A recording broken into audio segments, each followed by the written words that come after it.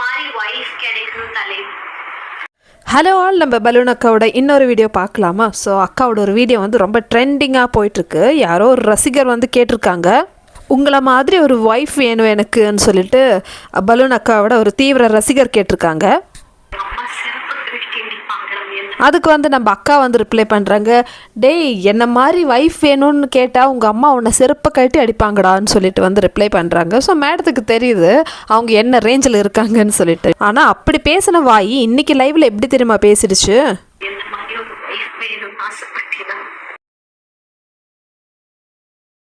திவாகர்கிட்டையும் கலைக்கிட்டையும் சொல்கிறாங்க, எனக்கு கல்யாணம் ஆகி 3 குழந்தைகள் வேணுமா.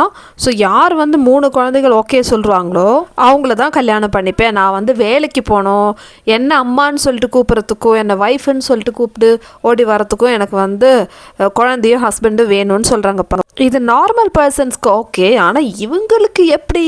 இவங்க சொல்கிறதுக்கும் ஆளும் மூஞ்சியும் வந்து எதுவுமே வந்து செட் ஆகலை.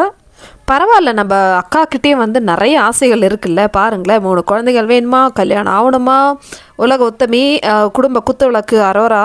பாவம், அவங்களுக்கும் ஆசைகள் இருக்காதா என்ன?